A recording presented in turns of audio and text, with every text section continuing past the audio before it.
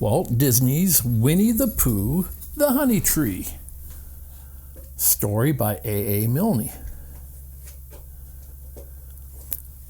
Once upon a time, a very long time ago, about last Friday, Winnie the Pooh lived in a forest all by himself under the name of Sanders. That means that he had the name over the door in gold letters and lived under it. One day, when he was out walking, he came to an open place in the middle of the forest, and in the middle of this place was a large oak tree. And from the top of the tree, there came a loud buzzing noise. Winnie the Pooh sat down at the foot of the tree, put his head between his paws, and began to think. First of all, he said to himself, "The buzzing noise means something. You don't get a buzzing noise like that, just buzzing and buzzing, without its meaning something. If there's a buzzing noise, somebody's making a buzzing noise. And the only reason for making a buzzing noise that I know of is because you're a bee." Then he thought another long time and said, "And the only reason for being a bee that I know of is making honey." And then he got up and said, "And the only reason for making honey is so I can eat it." So he began to climb the tree. He climbed and he climbed and he climbed. And as he climbed, he sang a little song to himself. It went like this. "Isn't it funny how a bear likes honey? Buzz, buzz, buzz. I wonder why he does." Then he climbed a little further and a little further, and then just a little further. By that time, he had thought of another song. "It's a very funny thought. If bears were bees, they'd build their nests at the bottom of trees. And that being so, if the bees were bears, we shouldn't have to climb up all these stairs." He was getting rather tired by this time, so that is why he sang a complaining song. He was nearly there now, and if he just stood on that branch... Crack! "Oh, help!" said Pooh as he dropped 10 feet on the branch below him. "If only I hadn't..." he said as he bounced 20 feet onto the next branch. "You see, what I meant to do," he explained as he turned head over heels and crashed onto another branch 30 feet below. "What I meant to do, of course, it was rather..." he admitted as he slithered very quickly through the next 6 branches. "It all comes, I suppose," he decided, as he said goodbye to the last branch, spun around 3 times, and flew gracefully into a gorse bush. "It all comes to liking honey so much. Oh, help."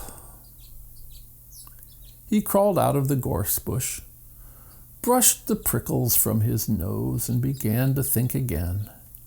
And the first person he thought of was Christopher Robin. So Winnie the Pooh went round to his friend Christopher Robin, who lived behind a green door in another part of the forest. "Good morning, Christopher Robin," he said. "Good morning, Winnie the Pooh," said Christopher Robin. "I wonder if you've got such a thing as a balloon about you." "A balloon?" "Yes.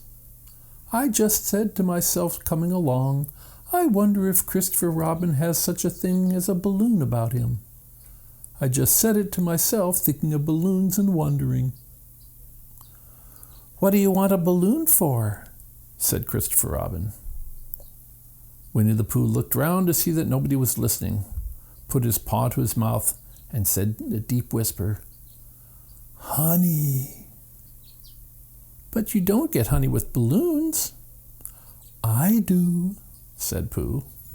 Well, it just happened that Christopher Robin had been to a party the day before at the house of his friend Piglet, and they had balloons at the party, Christopher Robin had had a big green one, and one of Rabbit's relations had had a big blue one, and had left it behind, being really too young to go to a party at all, and so Christopher Robin had brought the green one and the blue one home with him. "Which one would you like?" he asked Pooh. Pooh put his head between his paws and thought very carefully. "It's like this," he said.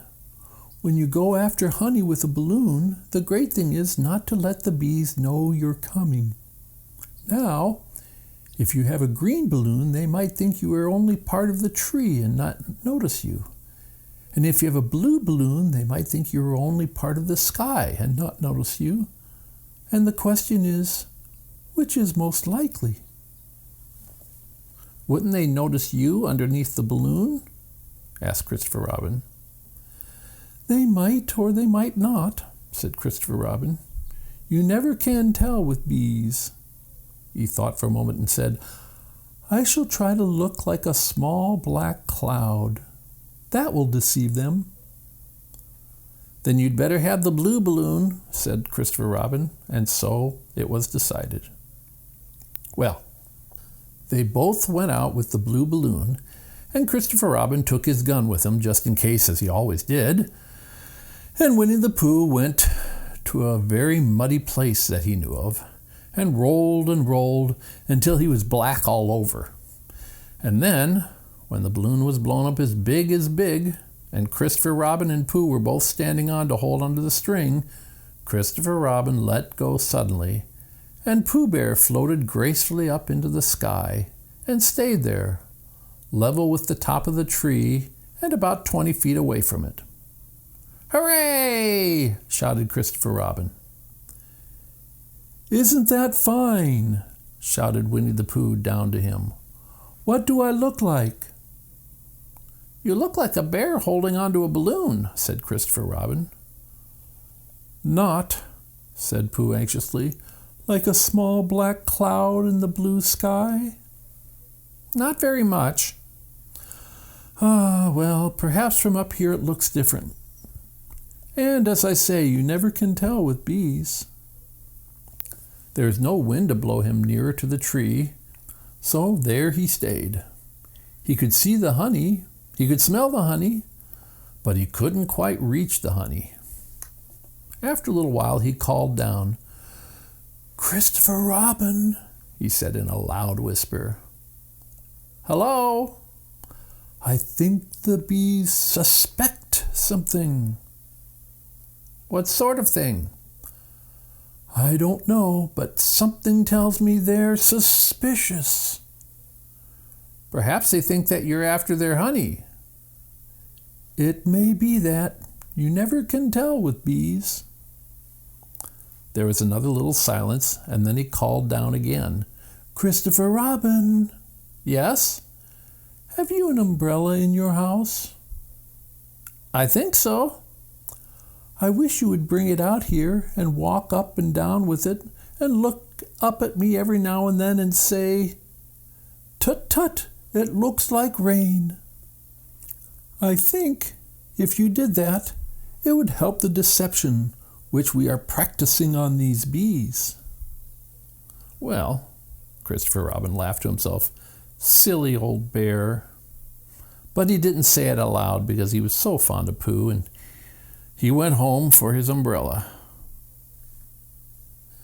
"Oh, there you are," called down Winnie the Pooh as soon as Christopher Robin got back to the tree. "I was beginning to get anxious. I've discovered that the bees are now definitely suspicious." "Shall I put my umbrella up?" said Christopher Robin. "Yes, but wait a moment. We must be practical. The important bee to deceive is the queen bee. Can you see which is the queen bee from down there?" "No." "A pity. Well, now, if you walk up and down with your umbrella saying, 'Tut, tut, it looks like rain,' I shall do what I can by singing a little cloud song, such as a cloud might sing. Go." So, while Christopher Robin walked up and down and wondered if it would rain, Winnie the Pooh sang this song. How sweet to be a cloud floating in the blue. Every little cloud always sings aloud. How sweet to be a cloud floating in the blue. It makes him very proud to be a little cloud. The bees were still buzzing as suspiciously as ever. Some of them indeed left their nest and flew all around the cloud as it began the second verse of this song, and one bee sat down on the nose of the cloud for a moment, and then got up again. Christopher, ow, Robin, called out the cloud. Yes? I have just been thinking, and I have come to a very important decision. These are the wrong sort of bees. Are they? Quite the wrong sort. So I should think they would make the wrong sort of honey, shouldn't you? Would they? Yes, so I think I shall come down. How? Asked Christopher Robin. Winnie the Pooh hadn't thought about this. If he let go of the string, he would fall, bump, and he didn't like the idea of that. So he thought for a long time, and then he said, Christopher Robin, you must shoot the balloon with your gun. Have you got your gun? Of course I have, said Christopher Robin, but if I do that, it will spoil the balloon. But if you don't, said Pooh, I shall have to let go, and that would spoil me. When he put it like this, Christopher Robin saw how it was, and he aimed very carefully at the balloon and fired. Ow, said Pooh. Did I miss? Asked Christopher Robin. You didn't exactly miss, said Pooh, but you missed the balloon. I'm so sorry, said Christopher Robin, and he fired again, and this time he hit the balloon, and the air came out slowly, and Winnie the Pooh floated down to the ground.